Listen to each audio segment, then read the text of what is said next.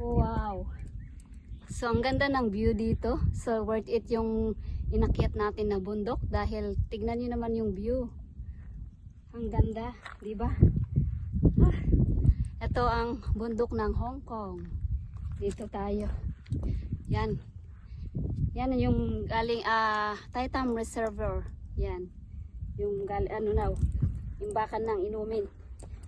Mga water supply. So dito tayo, yan yung aking dalawang aso. At naiinitan na sila kasi mainit na. Kaya bilisan na nating maglakad guys at pauwi na tayo. Worth it yung tatlong bundok na inakyat natin guys dahil sa view. So ito pa ang lalakarin natin. Dito pa tayo. Ayan, pupunta pa doon. So mga 1 oras pa tayo dito sa bundok guys. Kaya samahan nyo kami mag-akyat bundok. O di ba? Ito ang buhay ko dito sa Hong Kong.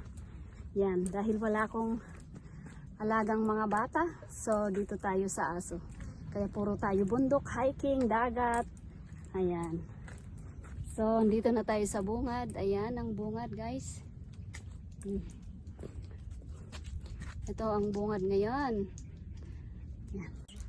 At kasunod ng ating mga aso. Yan yung ating aso. Ayan.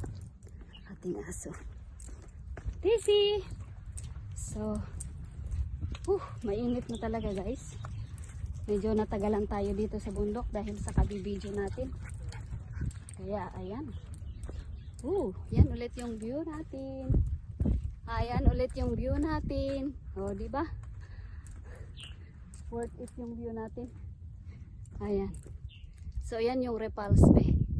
Doon, Repulse Bay. Doon ang punta natin. Come on guys! Ayan.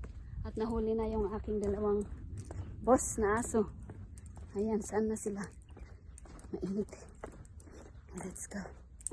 Let's go, let's go. Daming step natin. Pataas na step kanina, ngayon pababa naman. Kaya medyo manginginig yung ating tuhod dahil sa step. Tapos nabigla pa kasi medyo matagal tayong hindi nag-hike dahil nga summer. Ngayong nagwi-winter na, autumn, saka naman tayo bumalik na walang stretching. So yan, nabigla yung tuhod natin kaya medyo manginginig. So yan.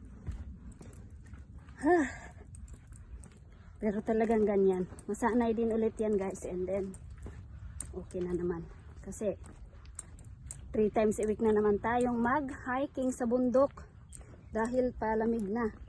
Pag pa-winter kasi guys, winter, magandang mag-hiking, hindi mainit, mahangin, malamig, pero at least hindi mainit ba? Yan. Asan na yung aking aso? Pastor Daisy! Come on! Daisy! Nasaan na sila? Come on! Oh, yan na. Ayan na sila. Nasaan na kayo? Saan na yung isa? Pastor! Come on!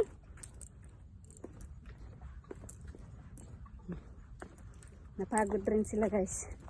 At nakalimutan ko pati shade ko. Akala ko kasi hindi siya mainit. O yan yung isa din. Tatakbo na siya. Oh, ayan sila. You're too slow. Huh? You're too slow.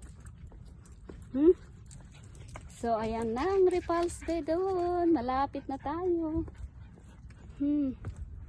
Malapit na yung 1 oras pa.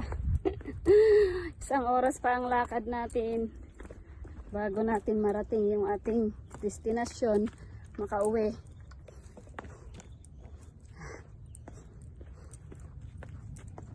Come on!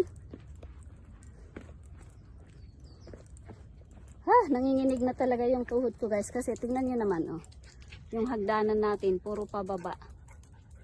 Kanina puro pataas, ngayon naman pababa. Kaya paanong hindi manginginig yung tuhod natin, diba? Kaya hinay-hinay tayo maglakad. Ayan. Nagpahinga na yung aso ko dun. Ah.